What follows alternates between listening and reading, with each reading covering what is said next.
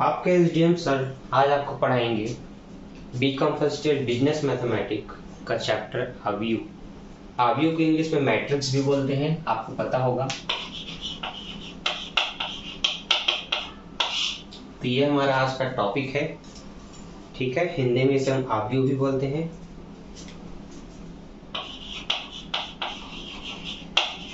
अब इसमें किस टाइप से प्रश्न मिलेंगे ये जानते हैं। तो सबसे पहले हम एक्सरसाइज ए निकालते हैं। तो एक्सरसाइज ए में हमें पहला जो प्रश्न मिलता है उसमें कहा गया है एक्स वाई जेड का मान बताइए यदि ए और बी समान है, ठीक है। तो देखिए प्रश्न पहले उतारते हैं। ए का कुछ मान दिया है ब्रैकेट के अंदर एक्स प्लस वाई, ठीक है, 1 z और x माइनस वाई, ठीक। ये आपका पहला स्तंभ, ये आपका दूसरा स्तंभ, first column second column, okay.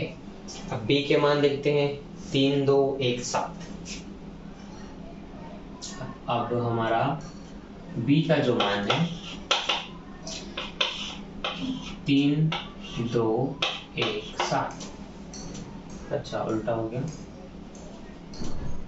3 2 1 7, 3 2 1 7, ठीक, ओके। अब हल जब करेंगे तब हमें ध्यान देना है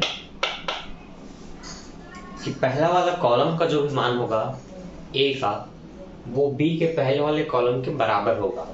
अगर हम रो के हिसाब से देखें, ये हुआ रो, फर्स्ट रो, सेकंड रो, इसका भी फर्स्ट रो है, सेकंड रो, तो फिर फर्स्ट रो होगा ए का बराबर बी का, तो यहाँ पर x प्लस वाई बराबर 3 होगा, z बराबर 2 होगा, 1 के बराबर में 1 होगा और x माइनस वाई के बराबर में 7 होगा, ठीक है।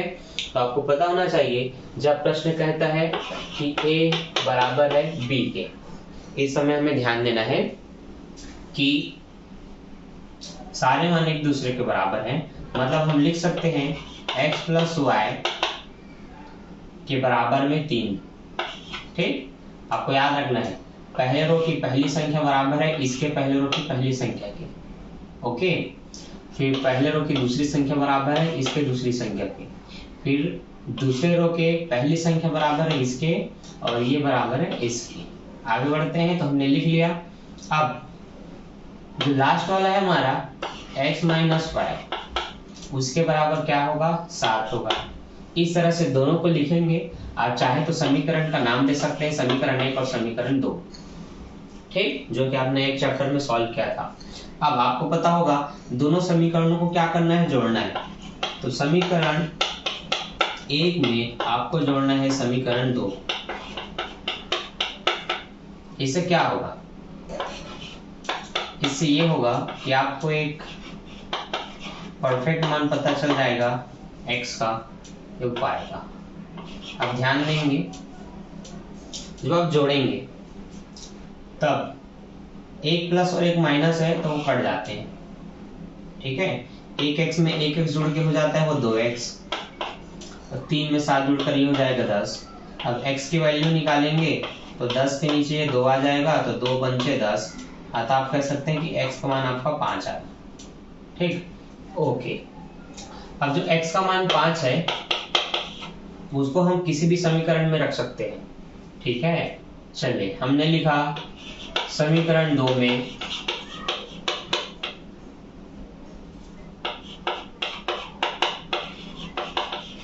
x बराबर 5 रखा, या रखने पर तो समीकरण 2 है हमारा x माइनस वाई बराबर 7, जहाँ x का मान हम रखते हैं 5,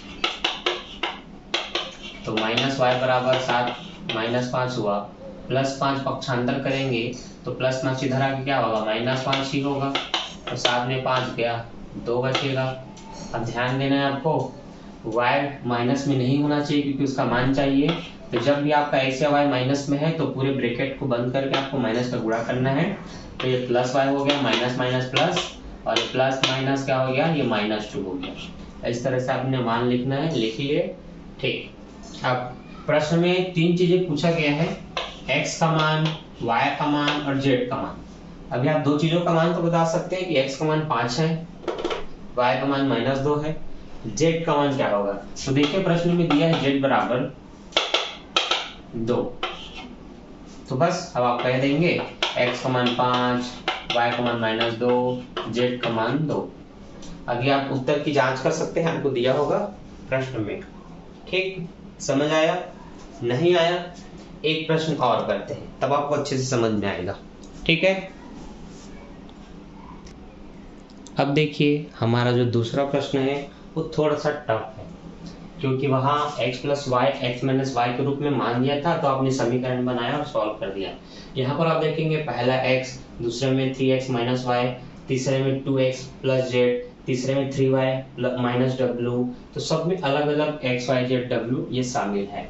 तो समीकरण बनाना यहाँ पॉसिबल नहीं है, क्योंकि अगर यहाँ x y है तो वो x y कहीं नहीं है, क्योंकि यहाँ w और यहाँ x z है। ठीक, चलिए तो आगे बढ़ते हैं। जो जो जैसे जैसे दिया है हम बिल्कुल वैसे बनाएंगे। तो पहले रो की पहली संख्या x है, यहाँ पर इसके बराबर में 3 है, अतः आप कह सकते हैं कि x का मान क्या है, 3 है।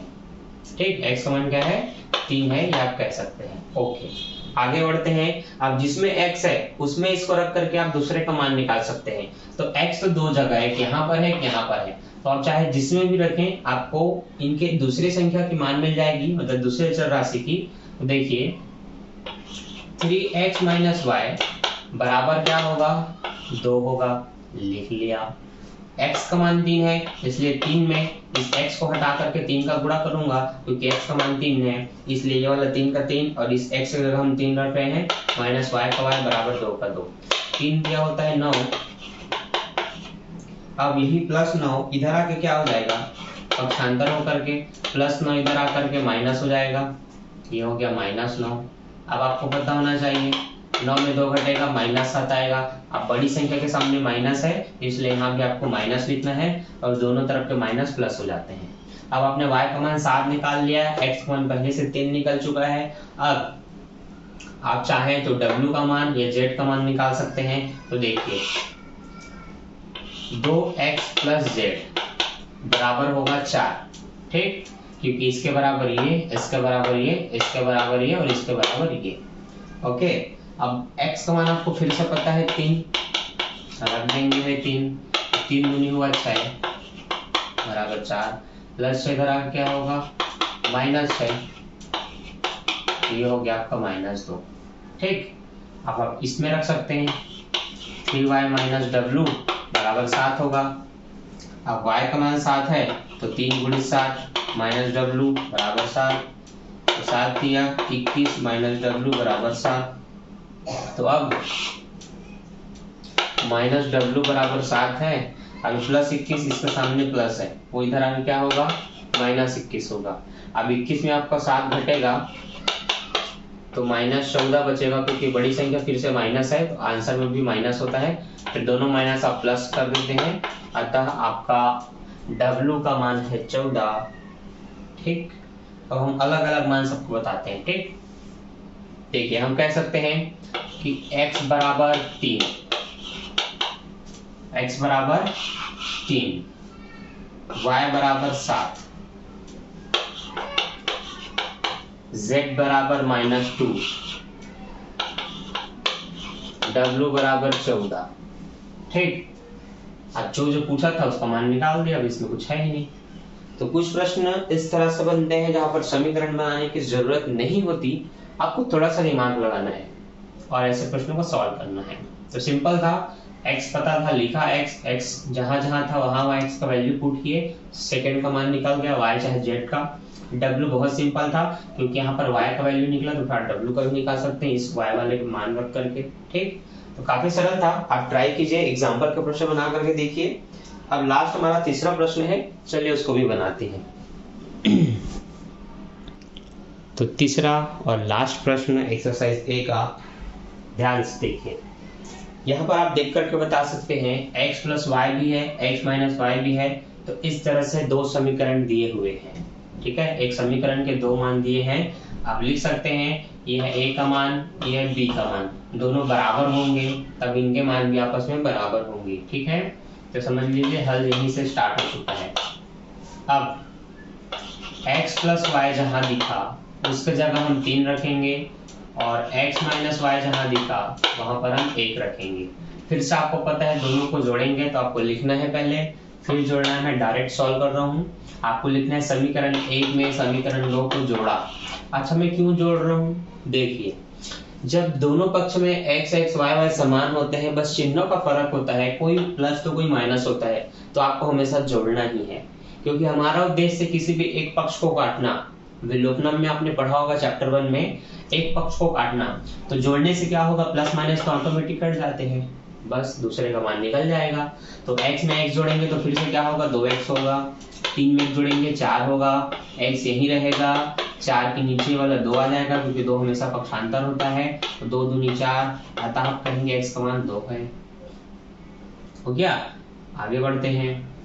अब x का मान निकल गया तो 1 या 2 में पुट करके आप y का मान निकाल सकते हैं। चलिए, पहले मैंने 2 में रखा था, अब मैं 1 में रखता हूँ। समीकरण 1 में x बराबर 2 रखा। अब ठीक है, समीकरण 2 क्या है, x प्लस वाई बराबर 3 है, तो x का वैल्यू 2 रख दिया हमने, x की जगह 2 रख दिया। अब y बराबर 3 के साथ ये प्लस 2 इधर क्या होगा, माइनस 2 होगा, इसलिए 1 आएगा। अतः आप कहेंगे y का मान 1 है। अब इनको सॉल्व करेंगे। चलिए, यहाँ पर भी एक समीकरण क्रिएट हो रहा है, 2z प्लस w बराबर 5 और z माइनस w बराबर 4। दोनों को अगर आप फिर से जोड़ेंगे तो देखिए ये प्लस और माइनस पूरा कट गया, w से w, 2z में 1z जोड़ करके 3z होगा, 5 4 9 होगा, z बराबर 9 के बट्टे में ये 3 आएगा, 3 तिया 9 होता है, अतः z का मान 3 निकला, जिसको आप समीकरण 1 या 2 में रख करके दूसरे का मान निकाल सकते हैं। चलिए, मैं आप समीकरण 2 में रख के दिखाता हूँ। समीकरण 2 में z बराबर 3 रखा तो डायरेक्ट रखते हैं, z का मान 3 है तो इसके जगह हमने 3 लिखा, माइनस w रहेगा बराबर इसका मान 4 रहेगा। अब ध्यान देना है आपको, प्लस से इधर आके माइनस 3 होगा, अतः w का मान आएगा 1। क्या आएगा, 1। बड़ी संख्या प्लस तो यहाँ भी प्लस, पर हम माइनस का चिन्ह का गुणा करेंगे तो ये प्लस w और ये माइनस 1 हो जाएगा। अतः आप कह सकते हैं x का मान 2, y का मान 1, z का मान 3 और w का मान -1 है। ठीक, तो मुझे उम्मीद है अगर आपको पहला प्रश्न अगर अच्छे से समझ नहीं आया था तो लाइन बाय लाइन हमने जब तीनों प्रश्नों को सॉल्व किया तब आपको ये प्रश्न बहुत अच्छे से समझ में आ गया होगा। अगर अभी भी नहीं आया है तो आप एग्जाम्पल को बना करके देखिए और मेरे वीडियो को फिर से देखिए। ठीक, तो कैसा लगा कमेंट करके जरूर बताएं, आपके डाउट क्लियर हुए कि नहीं, आपके कमेंट के द्वारा ही मुझे पता चलेगा। मैं मिलता हूँ नेक्स्ट वीडियो में नेक्स्ट एक्सरसाइज के साथ। अगर आप उसके वीडियो टाइम पर पाना चाहते हैं तो चैनल को सब्सक्राइब और बेल आइकन दबाना ना भूलें। मैं मिलता हूँ नेक्स्ट वीडियो में, अभी के लिए बाय, थैंक्स फॉर वॉचिंग।